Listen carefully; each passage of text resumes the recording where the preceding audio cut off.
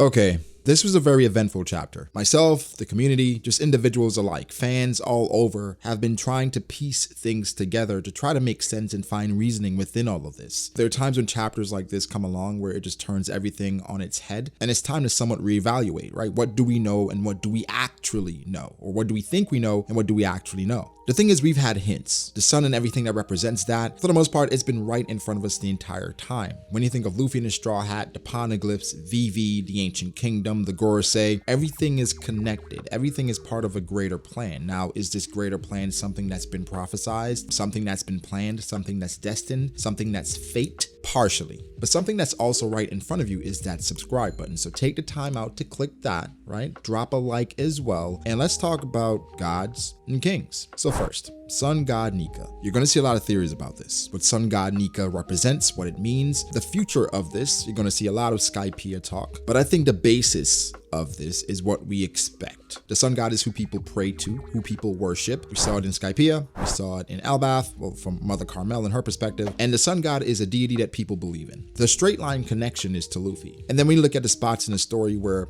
it's almost explicitly stated that Luffy is what the sun god represents, someone or something that you can look to and believe in, and it brings hope. That is literally what Luffy is doing. And for Wano, while the deity that Hyogoro mentions may be slightly different, it's essentially the same thing. But the question comes up, is the sun god Joy Boy? But then that's peculiar, right? Because Joy Boy is actually someone that existed. Joy Boy is a person that existed during the time of the Void Century. So while one is a deity, one is a legend, right? And this legend is only known by a few people. Roger found out about Joy Boy not just through finding the One Piece, but also through the poneglyphs, right? In Fishman Island, that's when we find out more about Joy Boy. And the Noah, the promise Joy Boy made to Fishman Island, things that he could not fulfill. So therefore, I don't think we should just jump to the conclusion that Joy Boy is the sun god, because the sun god might predate even Joy Boy. The sun god might be something that was established before Joy Boy. Now, through extensive research, the community has found what they think Joy Boy is based off of. And for Oda's stories and representations, typically it's not a direct correlation, right? He pulls bits and pieces from different stories and he creates and he manifests an idea. In this instance, the Joy Boy that a lot of people found was a representation of an individual from West Africa. And you see a young black boy beating the drum, and the text around this image basically says that Joy Boy smiles perpetually at all the foibles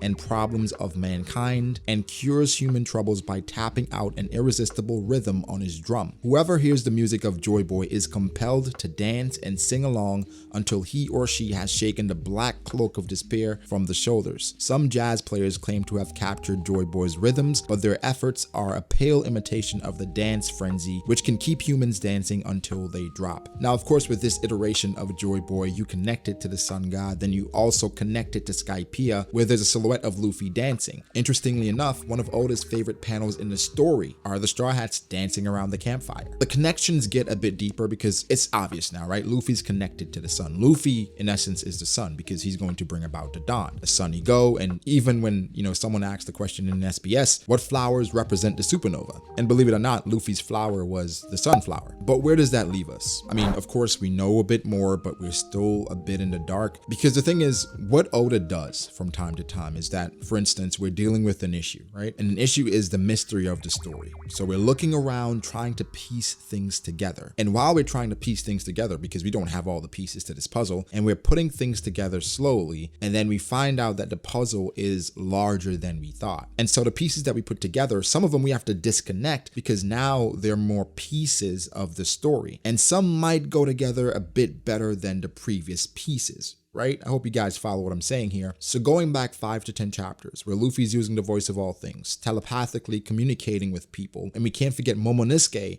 and his powers to communicate, where he could sense exactly what Luffy's saying, how he's feeling. And so then we're like, okay, Momo or Luffy's Joy Boy, right? Leaning more towards Luffy, but then can Luffy be Joy Boy and the Sun God? Are those two synonymous? Or can these two things be different people? I think for Joy Boy, what's pretty clear is that this person must have the voice of all things. This person is going to go back to Fishman Island, as stated by Otohime, to guide Shirahoshi on how to use her powers and what exactly to do. And as far as we know, the only two people that are currently alive that can use the voice of all things are Momonosuke and Luffy. Now, people have been talking about Blackbeard and what Blackbeard brings to the story, because Blackbeard possibly could be a candidate for Joy Boy, right? And that brings about the question, right? There are a few individuals that we have to look at, and I think the world government acknowledges their existence as well. And why it's so important is because it goes all the way to the top.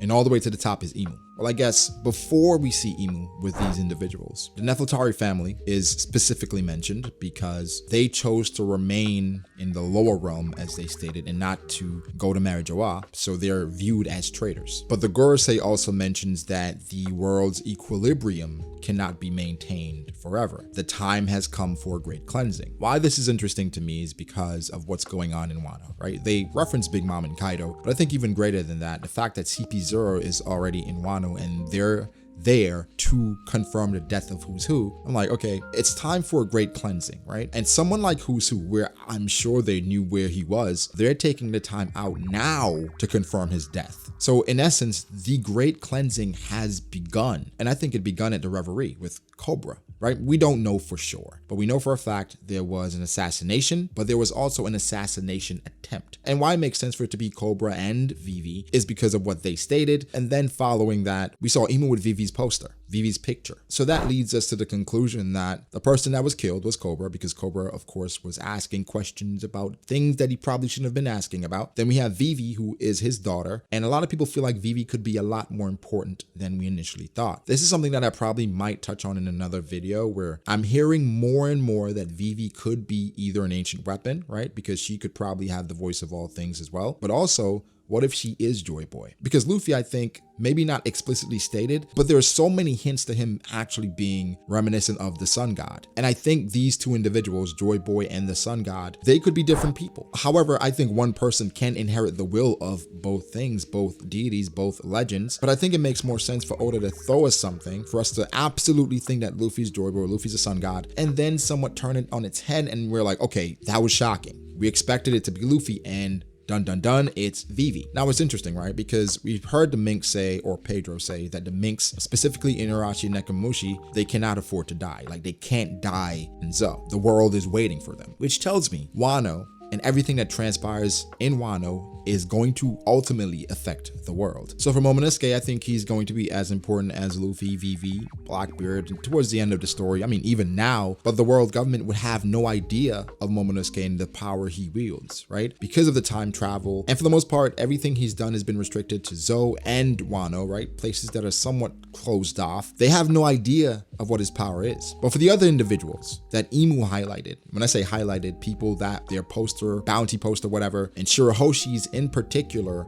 had a sword within it. What I'm starting to believe, right, is that the world government, specifically Imu, the Gorosei, they're aware of prophecy or the history, right? And they feel like something is coming. So as time goes on, legends that rise up and specifically make a wave or make a name for themselves that is so different from the others, we have to eradicate that light because they could be the ones to fulfill the prophecy. Now, the reason why Shirahoshi must be eradicated is because what Shirahoshi probably is. That would mean they have some knowledge of what Shirahoshi could be, Poseidon. And so therefore, to prevent whatever this prophecy is, right, bringing the world together, Joy Boy fulfilling whatever he set out to do, we must eradicate the people associated or connected to this. Now, something interesting, right, is that Joy Boy, he made a promise and he could not fulfill that promise, which I think is great for the story because it's telling us that this was something that he was supposed to do. He was Joy Boy, to the point that Roger's saying, I wish I had lived in your time.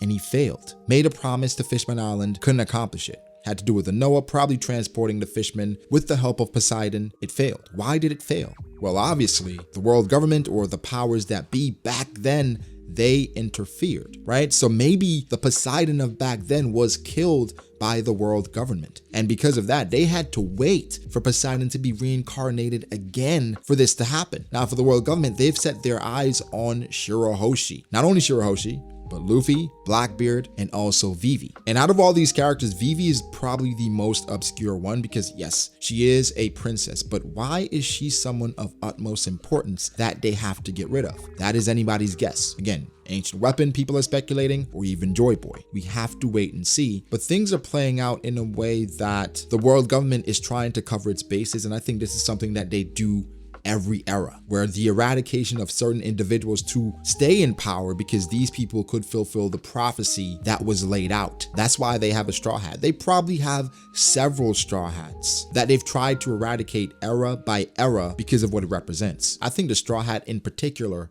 is a part of a prophecy. But what's interesting is why Blackbeard is involved. Do they think Blackbeard could be a Joy Boy candidate? Is Blackbeard someone that could fulfill these things that is necessary to change the world? All these are interesting things. Now, this story is about more than gods and kings, right? It's about freedom, revolution, pain, slavery, hurt, and slowly but surely, the puzzle pieces are coming together. Now, what is the conclusion? Where does it leave us? Sun God, Joy Boy, Vivi, Luffy, Blackbeard. All I can say now for certain is that every individual that Imu had the poster of, especially Vivi, is someone we have to look out for. Blackbeard is headed somewhere, saying the world government, if they're not going to use it, I might as well take advantage of it. We're still waiting for that something. I mean, for the most part, I think the end game is coming, right? Obviously, but I think it's a lot closer than we think. And honestly, I think the X factor going forward more than likely will be Momonosuke and Yamato to an extent, because they have no idea what Momonosuke can do. There's no way they could know. They could find out because they have operatives in Wano, but I think the cleansing has begun. Who survives? I guess we'll see. But guys, give me your thoughts. How do you feel about all of this, right? These are my thoughts post 1018 and all the characters and the plot points involved, where I think it's going to go next, and on a large scale, how it could impact the One Piece world. I'm going to end this video off with a connection made by Jasser,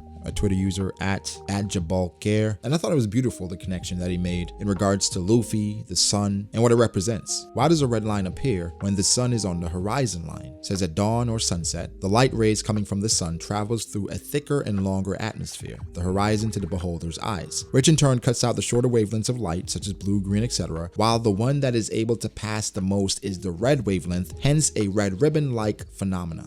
So then you see the picture of the sun and the red horizon, which is the red line, and then look at Luffy's straw hat.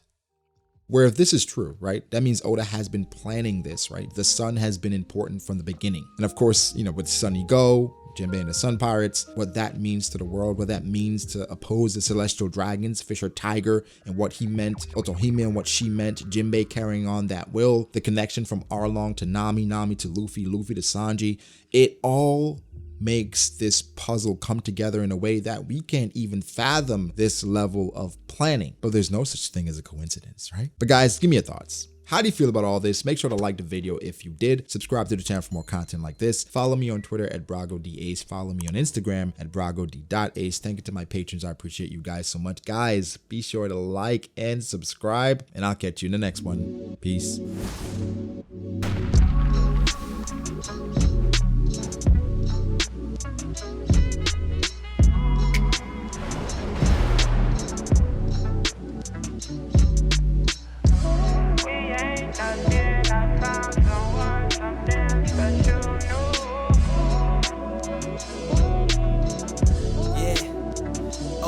I start doubting me, I felt lost.